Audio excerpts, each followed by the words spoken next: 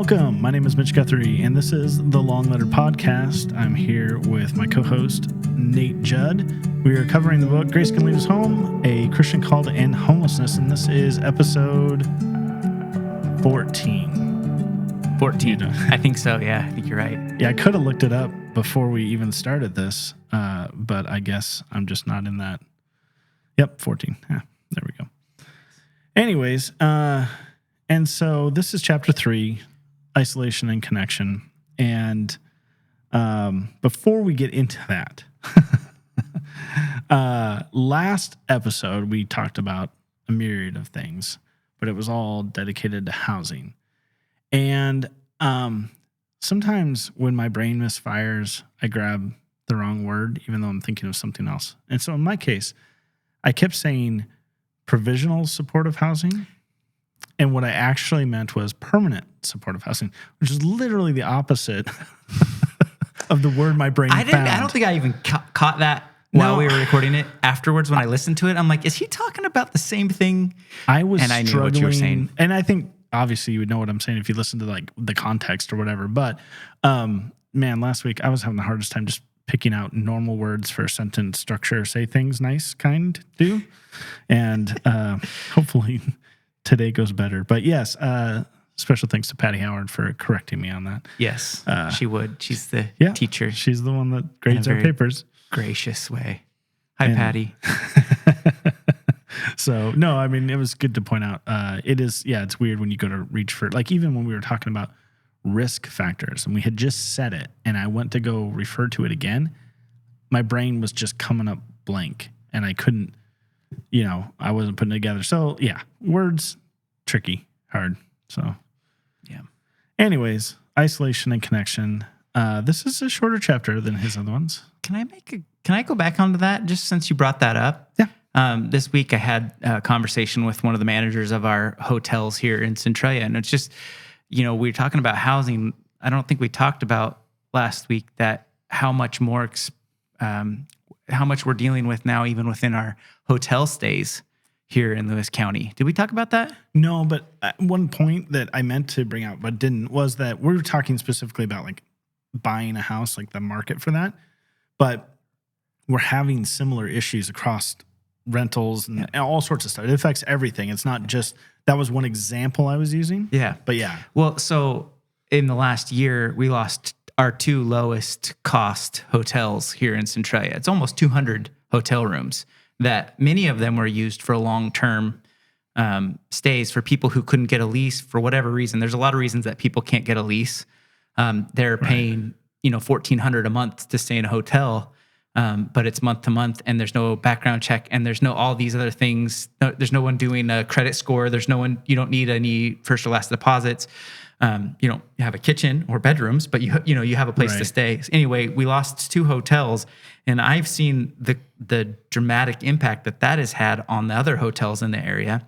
But also just the cost. If you could stay at the Oyo in Centralia, you could stay there for $1,350 a month. That was for 1 bed, $1,450 a month for 2 beds. Now the cheapest hotels you can get are going to be about $2,000. It's going to be $2,000 or up. That's the starting. That's thing. The lowest rate you can get. It's dramatically impacted. Those are our two cheapest hotels here in Centralia are going to be completely booked through the summer. So anybody who's looking for a room for like a place to stay, conference or something coming through. Well, there's people staying in here, but just how much that impacts the lowest. No, it all happened in a relatively short amount of time. We lost the Motel 6, we lost the Oyo, the Pepper Tree had a fire, the encampment had a fire. And aside from all the issues with that, at the end of the day, that's displaced people. Yep. And surprisingly, I've written about it. You can go read about it. Yeah, I did read it. But yeah, no, it's a real. It really made a rough situation worse. Yeah, and those things are supposed to be coming back online as rentals, and we have yet to see exactly what that's going to look like. Yeah. But anyway, that's just something that has impacted us dramatically. It's impacted my work a lot because I actually have the ability to do some like emergency hotel stays for people who qualify for the SEBRA program. And it's a huge difference what I'm paying now for them to stay in a hotel versus even what I was able to do at the OYO. And I mean, you get what you pay for in some sense, but the price has gone up. And people were upset hearing that people were staying long-term in a hotel or motel and they're not supposed to, they're not, zoned for that or whatever. It's like, I don't know quite how to appease people. Like, yeah, that's a misuse of that zoning. So what are our options living in cars? We've got RVs, we've got all sorts of stuff. Like at the end of the day, it's just incredibly slim pickings for people who are on the short end of housing there or who are couch surfing or whatever. So anyway, that was just something I definitely been on the top of my mind this week and relates to our topic from last week about housing. Yeah. So I got something wrong and you forgot to say something. So there we are. We're going to have an addendum to every episode. That's the thing. When you go back, I don't know if you go back, you go back and you listen to it, or so many people are going and listening to it, not live. So they're critiquing our live conversation. Yeah. And I mean, I had a friend that used to say, don't believe anything I say and only half of what I write. And it's because you're more likely to make mistakes or step over something or whatever when you're talking versus writing where you can. I mean, I'm a slow writer. I try to write very carefully. And then even then, when I get done, I hit publish. Like, I'll go back and read it a day later. I'm like, that sentence didn't make any sense. Or, I missed like 4 words in this sentence. I don't know why people are liking this article. It doesn't make sense. So, okay. So isolation and connection. And he kind of opens this chapter on a pastor who had tried to help, sounds like a woman in need, get her housing. Housing didn't quite match her needs per se, and she ended up like back out on the streets after a year. And the pastor being frustrated, wanting to help her, but just not knowing how. And I mean, we are talking about isolation and connection. Aside from just the difficulties of what it takes to get care for people. So I think, there's an aspect of it separate from just those technical things, the relational part. And that's kind of what he's focusing on here. And, his question is, how do I interact with and respond to people experiencing homelessness in the here and now? And goes on to say solidarity and friendship with unhoused people is essential. And these relationships can interrupt some of the most harrowing aspects of life on the streets for individuals. Yeah, there's some factors in there, I think, that make it hard for somebody who's, they're in a position of leadership and ministry, and they're trying to figure out how to help somebody, and oftentimes feeling some sort of obligation to care for someone a certain way, and maybe putting themselves in a position where they're the one who needs to be able to step up and fix it. Or I don't know exactly, but I know I identify those feelings in me and remember some of that. And I still sometimes feel that way, where being around people who I can't help makes me uncomfortable because I'm looking to be their helper, not necessarily to connect with them. Right. And not that not that it's bad instinct to want to help, but in some cases, the best thing you can do is be there for them. Yeah, I mean, and he talks about that idea of how we relate, our posture. So like, I was getting off at the freeway here in Centralia and saw a woman on the side of the road or the exit that was holding a sign or whatever, and like a car called her over. And I don't know what happened. They were like 4 or 5 cars ahead of me. But when she returned back to the corner and we had a green light, and it kind of held up the green light a little bit. Mm-hmm. So I was like, this is interesting. I wonder what's going on. But when she returned back to the corner, she looked like she was like hurt. Like she had emotionally hurt. She also had like a bandage and stuff on her. But part of me wanted to know, what did that car say to you? Because she didn't have anything in her hands or whatever. So it was like, because I worry about how I know people are frustrated about homelessness and people on every corner and all the things that come with it. But the dehumanizing responses, I think, are the ones I struggle with seeing in our community. And I didn't know, maybe this person said something nice to her and it made her cry, like I hope so. Yeah. But a real possibility that person said something terrible to her, kind of, it weighs on me.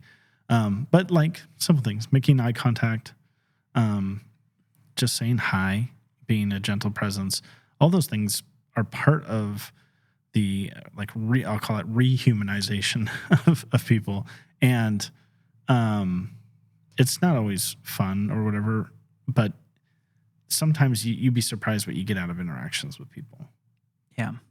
And we've talked a little bit about this before, but, realizing that people who are in those circumstances are so, especially in a community like ours, they're so used to being looked over as less than.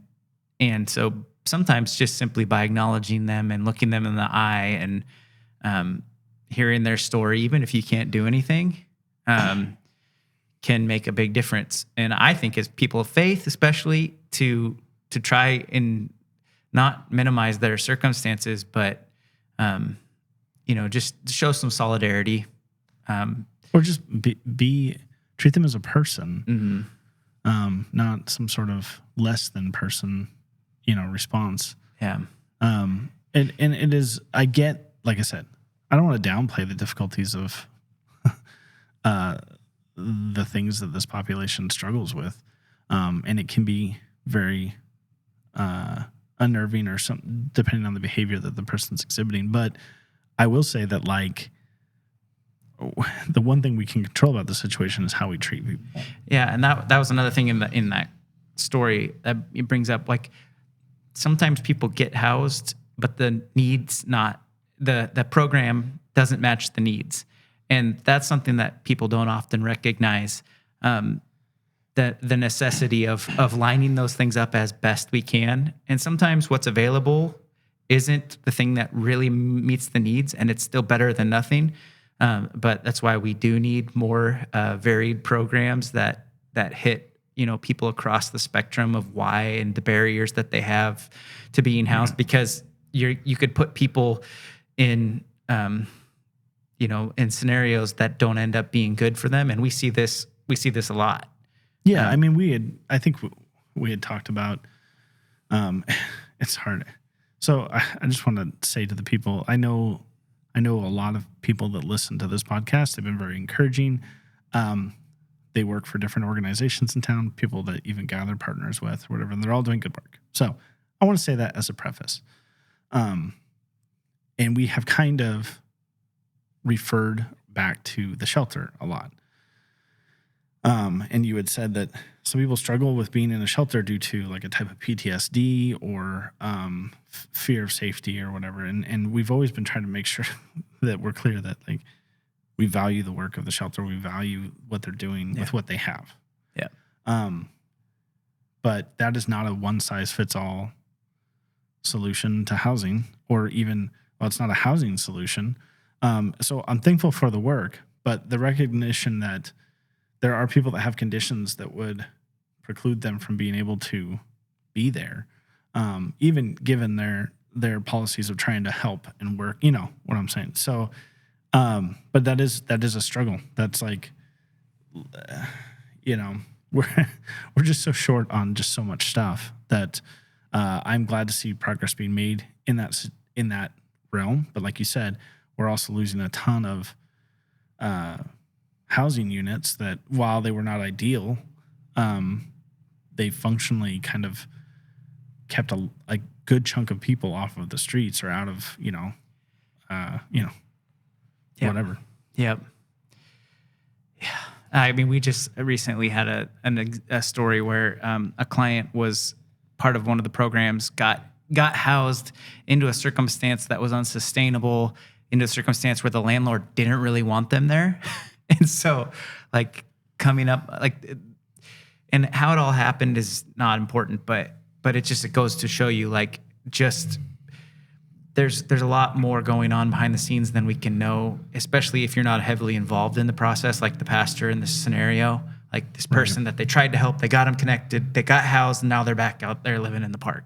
And it's just like there's a lot of reasons for that, and the risk factors are probably a big part of that. So don't lose heart when that happens, and it's really hard for those of us doing the work to not lose heart too. Right. But to keep going.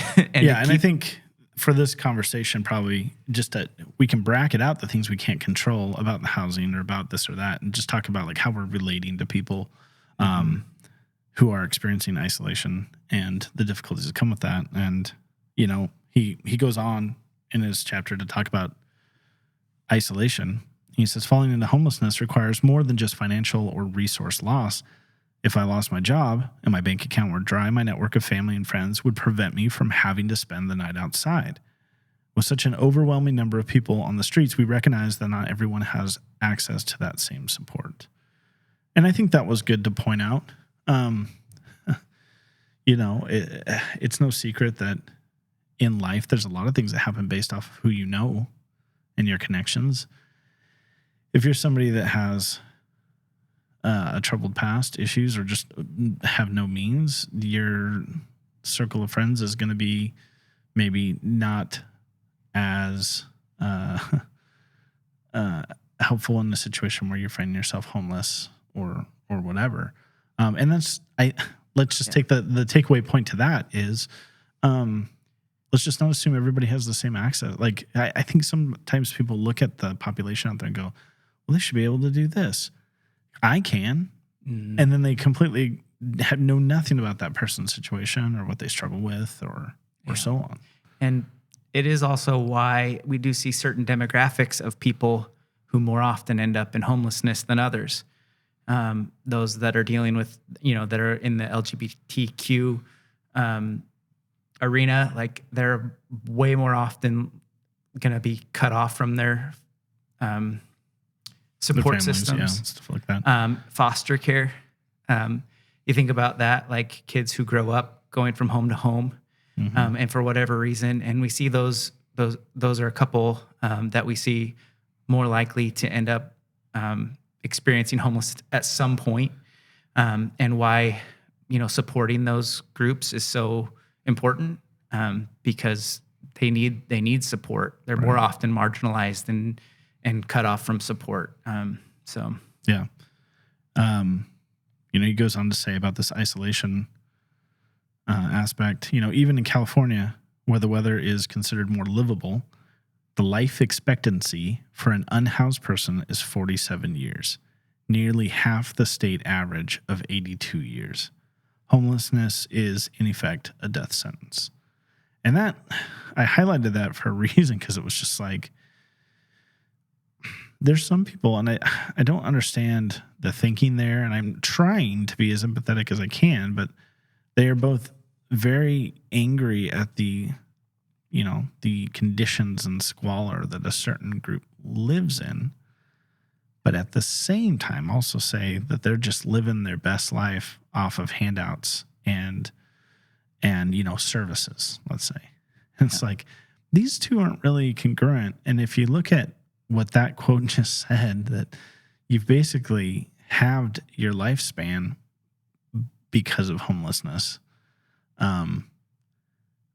It's hard to be like, yeah, I think, they're doing the Joel Osteen living your best life now. They're too comfortable. They're too comfortable. We need to quarter their life for them to learn, this, and we got on that last week, but it's just like, that's a huge number. Yeah. I mean, that would be like having, I don't know. I don't know what I was just thinking about it. Careful what I compare it to, but yeah. I mean, I'm just staring down the barrel of the big 40, and like you think about 47 years old. Oh, yeah, that's cute, little baby. Yeah, you're almost to 47, so I'm just kidding. 41 and a half. But like that. Yeah, that's a reality for those who've experienced homelessness. It takes a toll. I've watched clients deteriorate within months of trying to survive, on the streets, in the shelter, day to day, the day-to-day existence, the stress and anxiety that comes with it. let alone the other factors. Like, Yeah. Man. And so that stuff just, that's the reality. That's the reality of what people who are experiencing homelessness are facing, not some narrative that their fists are full of, Right. no, of just the good idea life. that they're living their best life now. It's just, and you could go and talk to some of them and they're like, oh, it's great. Yeah, I know a guy, and most people who drive up and down West Main see him, and and I've talked to him, and he'll tell you he wants to be homeless, and there's reasons for that. I think based in trauma, most likely. Well, yeah, and I know the reason. I know one particular reason, and it makes no logical sense, but it would also preclude him. It means that he has a condition that precludes him from wanting to seek out housing. Right. Like an actual needs to be addressed issue. And I tell you right now, it has nothing to do with weed. But yeah, when I hear that, it's like, well, how do you? What's even the first step to addressing something like that? But yeah, no, I know. But because there are people that you see that they seem to be embracing that, that's what the broad brush gets out and paints everybody who's experiencing homelessness with some sort of thought process of like, I want to be here. I like this. Right. This is what I'm choosing for my life. The majority of people that I'm working with, that's not the case that they're in. They've been through circumstances that have led them to this, and they are trying to claw out of it. Yeah. And it's difficult. Oh, we have to and recognize it takes a toll. that we might not always get, like we've talked about, they're pretty street smart. So they can give you an answer that they think you want to hear if it means that you're going to leave them alone, or maybe, there's a type of always playing the field, trying to understand, why are you asking me this? And without a relationship, the answers you get could vary. They can vary from day to day from the same person, Yeah. So he talks about being ready, what to do when a person experiencing homelessness asks you for money. And he talks about boundaries here, both boundaries in that situation as well as in care related work. And I thought it was a good section because I think ultimately it comes down to just discernment.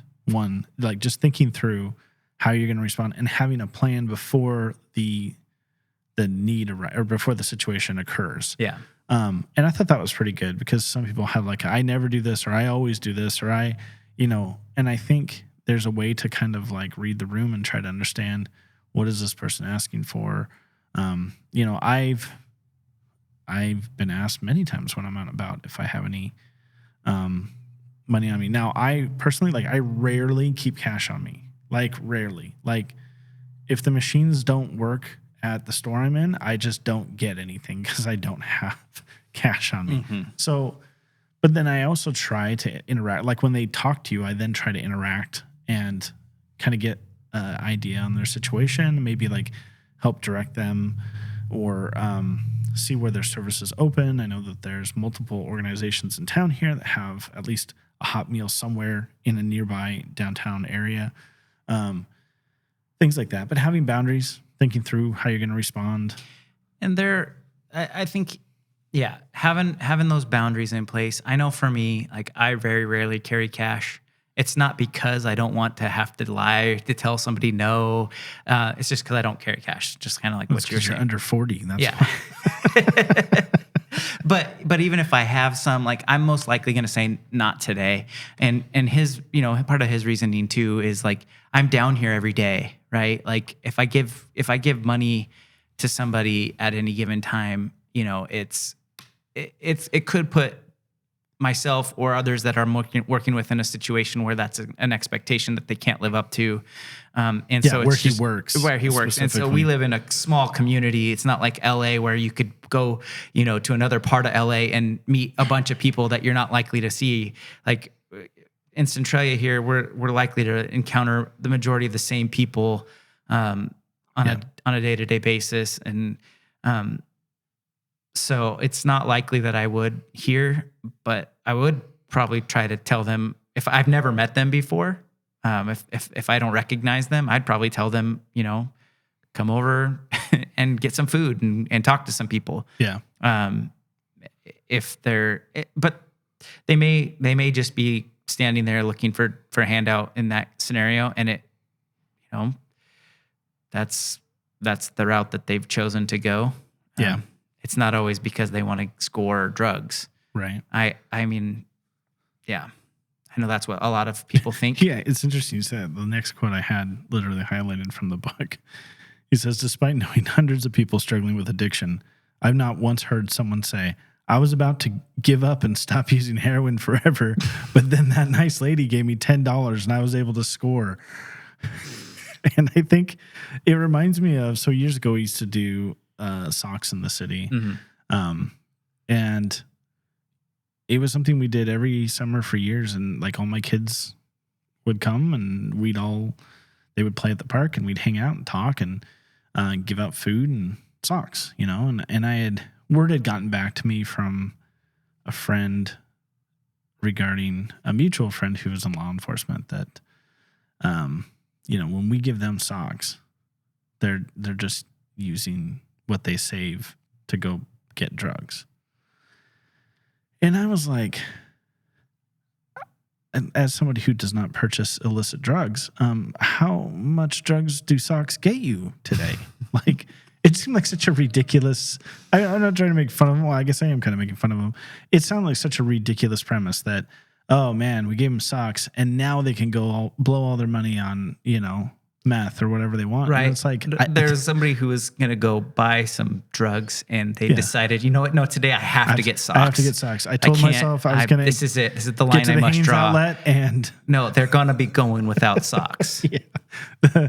And then they're going to get sick and then they're going to end up in the hospital. And then, Right. It's just a vicious cycle. It's like, and we'll get to that when we get into harm reduction. Nice try. Nice try. Gosh. By the way, does your beard looks really uniform. Does it ever do weird Is things? it looking uniform right now? It is, because I got this one chunk that comes off the side here, and I don't know what to do with it, and no amount of I'll hair take that as a product will keep it. compliment. I do nothing. I just say the Judd beards are on point. Well, every single one of them. Every one I've known. I don't know. Have you seen Andy's beard? Okay, let me. I'm just gonna. I'll throw you and Chris and Eric and Dan and even your dad, who does not wear a beard and hasn't for like 50 years or something. 30 years. Is it? Okay. Because he's got a remarkable I was about beard. 5 years old. And this is the important stuff that people listen to this 4 podcast for, is they want to know this information we're sharing right now. Right. It's absolutely It's all about beards. Sorry. Anyways, one thing I've learned about having a beard is that every guy thinks every other guy's beard looks better than theirs. Well, it's because we're all way more familiar with our patchy spots. I know, right? Like, I have a mole and it grows way more hair. What were we saying? You have a mole that has a beard on it? Yeah. Mole. We were just shifting into, you stopped me from going down the harm reduction route. Yeah, that's why you went there. You tried to distract me. And it worked. It worked. I totally derailed your train of thought there. Anyways, going back to talking about how we respond to people that ask for help. The important thing is have a plan, use discernment, whatever it is you think, you're comfortable with. Be aware of what that might do if you work in this specific area on these specific things. But he ends it with, above all else, homelessness dehumanizes. It isolates, it discards, and it amplifies fear and anxiety. In your daily interactions with people experiencing homelessness, their homelessness is not truly at stake. Their humanity, though, is. Mm-hmm. And aside from ending in a preposition there, it's a really good point that he has. I just noticed that. The dehumanizing part of it, that's the part I struggle with. Even, let's say you have a different take on harm reduction, or you're this. All of those things, those are, go ahead and debate and whatever. But how we respond to people is important to me. And wherever you land on the spectrum, the sort of low-key dehumanization, or even sometimes not even low-key.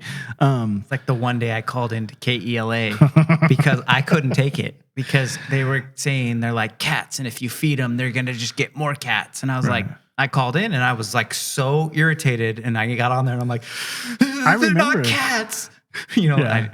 I said I was better than, it was more eloquent than that, but that's Not what by I much, felt. though. I was just like, oh, they're not cats. Stop calling them cats. They're people. Right. Well, and Anyway. even that's dehumanizing, right? You're making them sound like an animal, and yeah, that's why I think how we talk about something is important, and that includes, detractors, people that you're in disagreement with. We have to watch how we dehumanize everybody, not just homeless people, which is a struggle when you're frustrated or angry. Right. Like when you want to call people douchebags, Mitch. I don't recall. Was that a previous? Anyways, it goes on to talk about. No, I said, to be clear, I said the theological term for that is douchebag. Oh, okay. That's it. Wasn't. I did not call him a douchebag. I said that. I know. I indirectly called him a douchebag. Okay, But that's what you're saying. It is hard not to dehumanize, and I think it's important for all of us to be aware of how we want to do that and to fight that instinct. yeah, and let's. I mean, that's you're right about how we talk about stuff. Like, I don't mean to get on a high horse and be like, well, I don't do this. Like, I get frustrated just as much as anybody, and I have a tendency to my wit will outstrip my filter and say something. And I've had to get very good at apologizing to people before, and I still am.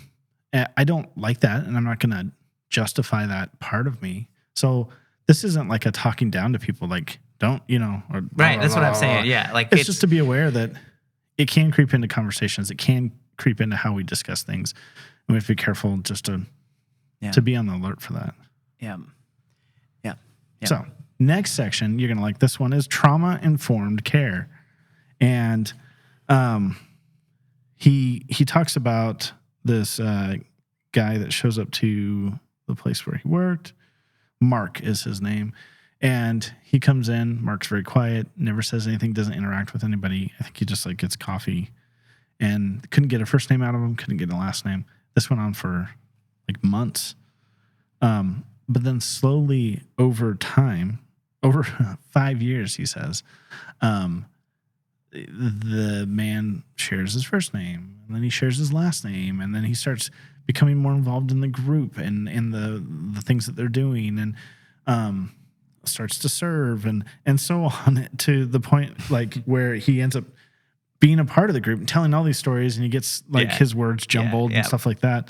But it took 5 years to get that relationship, get him to go from being completely silent and like a non-participant in what they were doing to being a member of that community. And then eventually agreeing to a Medi-Cal enrollment appointment, which is like a big, it's a big deal. And so he talks about trauma-informed care. And he says, Mark's story is an extreme example, but one that highlights the essential aspects of providing opportunities for people to move out of isolation and into connection. Low barriers, patience, consistency, and mutual trust.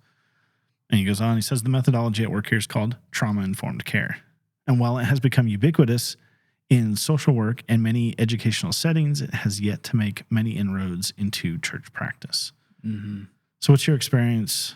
Well, okay, he defines it here, then I'll let you blather on and on. Okay, yeah. Okay. I'll wait. He says, when we recognize the role that trauma plays in shaping people and their behavior and responses to help, it fundamentally changes the way we see and treat unhoused people. In short, it enables us to love better. One training on trauma-informed care I attended described this as, quote, unconditional positive regard, unquote. Not unlike the way we understand how God loves. Mm-hmm. So, thoughts? Yeah, well, I think when I was thinking about the what you just read, the word consistency stood out to me as one of the biggest factors in building trust. One of the biggest barriers that many people have is that oftentimes they're shunted from one thing to the other, one case manager to another. And when that happens, it's very difficult for them to build any kind of trust, to let down their barriers, to really get to the point of kind of assessing where they really are in need. I can think of a couple clients that just through consistency, they were able to begin that relationship of trust with me, and how much that, how difficult that can be when you're dealing with people who either have some sort of severe mental illness or just PTSD. I mean, they just don't want to open or up. even knowing that they're giving you more of a truthful answer because you have like this relationship. Like I sat down with a guy to try to start that relationship just this last week, and I saw the anxiety in him just by me sitting down and having the conversation. That first time is just like, and you could hear him get defensive and start to try to explain away his circumstances. And I'm sitting there and I'm like, bro, like, whoa, hey, I'm just coming over here to let you know, like, I'm here for you. If you want to talk, if you want to have somebody help you work through these things, I'm here for you. But I'm not going to come in there and tell him, here, let me help you. I'm going to come in and do all this. I want to build that relationship, trust, and start to move that path. Question you and you will answer me. But sort of. I could tell there is a lot of anxiety fear of just saying the wrong thing or being perceived the wrong way. So trauma-informed care then would be the process of seeing that response and asking, why are they responding this way to my questions? Right. Like what's maybe happened in their life that is causing them to act like this? What can I do to minimize this? Right. And, and that's why I think consistency is so important, because I'm not in that moment going to be like, hey, I noticed you're getting a little defensive. Why is that? Like that would be, that wouldn't be helpful in that particular conversation. But I'm going to come back when he's here next time. I'm going to sit down and I'm going to talk to him again. That's the kind of thing, and continue to build that kind of unconditional positive regard. I'm here. I care about you. I'm not going to come in right in and just be like guns a-blazing. I want to come in and I want you to know that I'm there. Now, if there's a tangible need I can meet in that very moment, and this is a person with really high barriers. Like they'll come in with their headphones on and not talk to anyone, right? They're at a point where they need that. Is it my son? Sorry. This is each person has their own, like, you got to read the cues there. Right. But even with somebody who's coming in and they're ready to share their life story, like there's still a little bit of understanding, like, okay, I got to sift through this and build this relationship. And that can be another type of trauma response. Right. They know to come in and have to present everything just this way, and we don't want to ruin this appointment. And or if I need to get them to believe how serious this is, in order to pull the string of their heart to try to unlock it, to get them to give me the resources that I desperately need. When it's that kind of consistency of like, and solidarity, and just hearing their story. And you don't have to tell me, you don't have to convince me. I believe you. I'm here with you. Like, and that makes a huge difference in the kind of interaction that you have with someone. When the difference between when they walk into an organization and they know they're getting that versus when they walk into an organization and they're not getting that, people are sensitive to that and they can tell the difference. Yeah. I mean, I'm going to use this analogy, but like treating people like cattle, bring them in. They're not like a person. They're this thing that you got to get from point A to point B.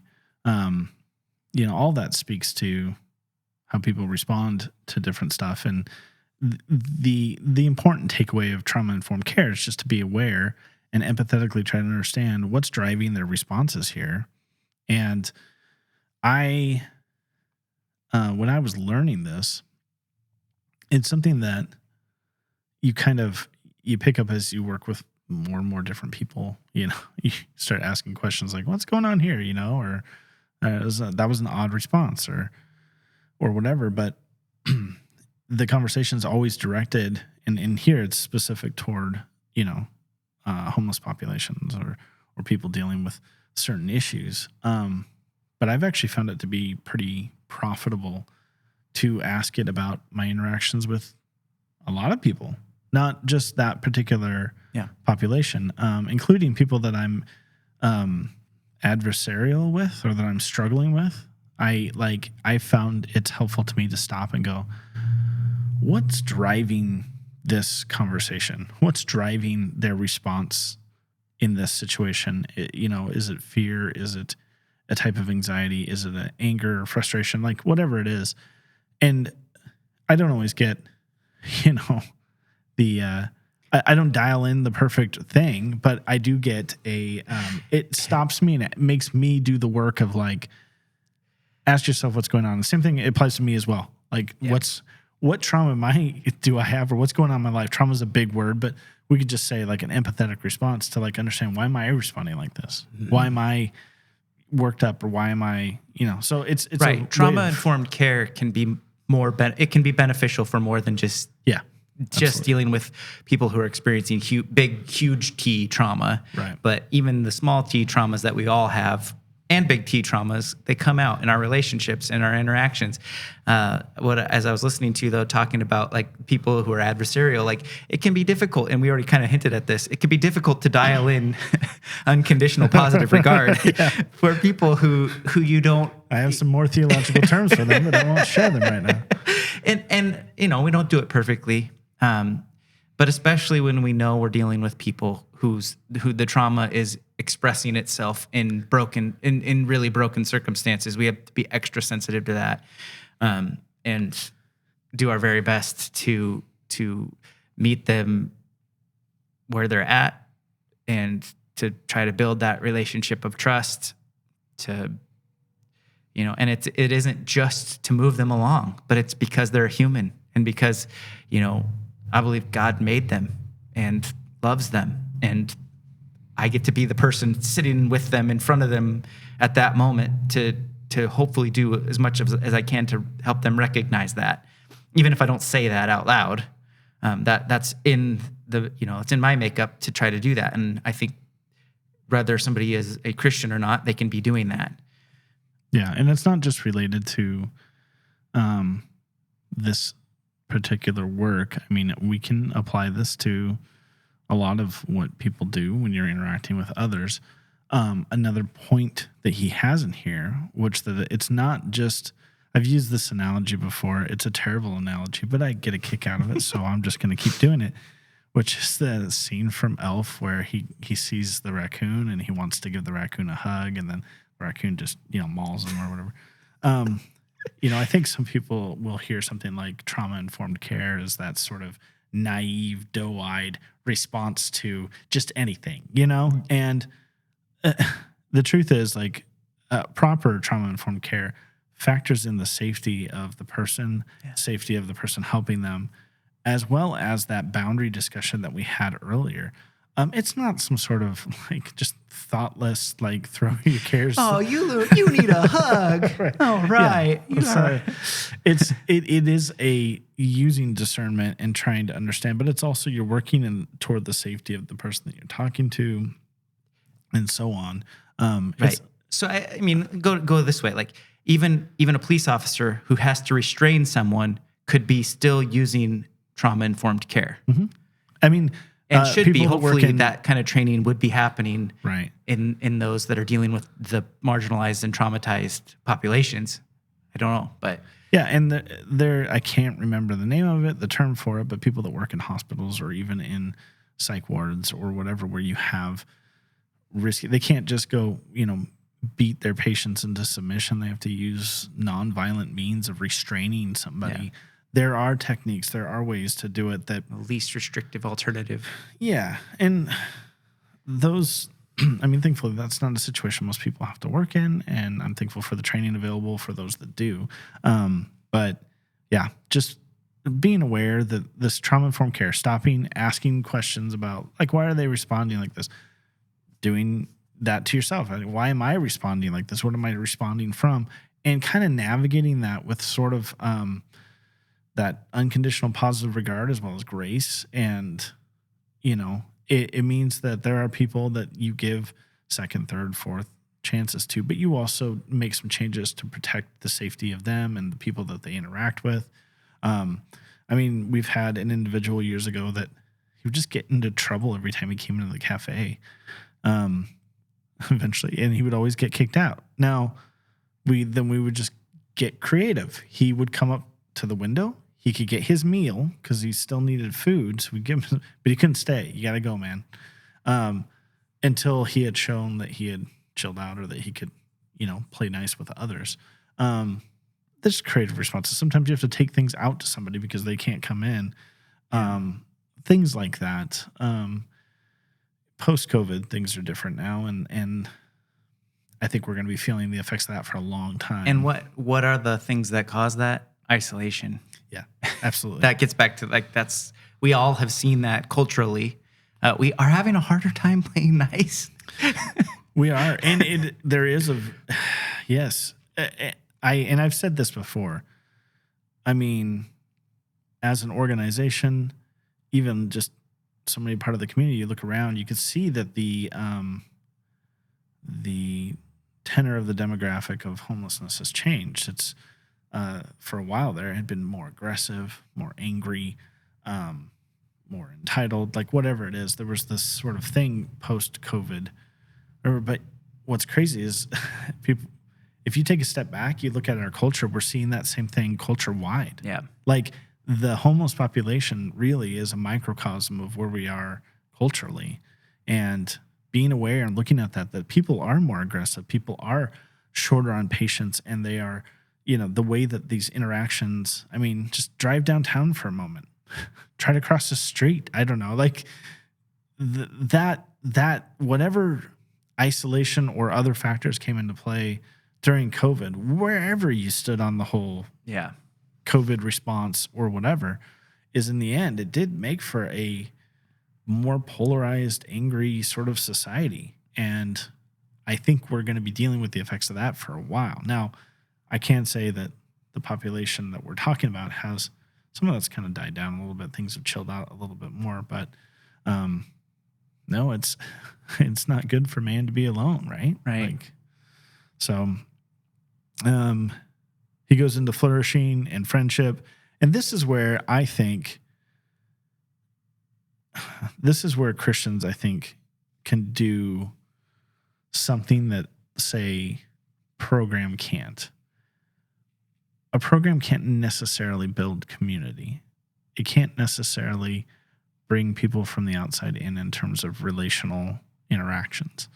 Some programs will build that into it, but that's done by people, not by the program. And this is something I think Christians can do. They can have this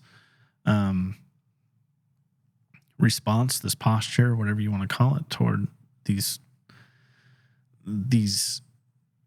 I don't know, people who are at risk factor, have these risk factors or whatever, or catching some of the stuff before somebody's out on the street, I think what you're saying is true. I think that Christians can. I think Christians can also not. And I think that that's part of the challenge, right? Is like, are we able to have enough sensitivity to someone's experiences and culture that they've grown up with that has shaped them to where we don't need to defeat them, right? Like that we can actually sit down and try to understand them. But it does, in some people's minds, it does threaten the culture that they want to create. And that's something that a trauma-informed response will help you try to understand where they're coming from. And I get that there are some critics of the work that Gather does that, the responses are all over the board, but some I can see are responding out of a type of fear, and I'm sympathetic to that, but I don't think that we make really good decisions when we're responding out of fear. And responding out of fear isn't a solution.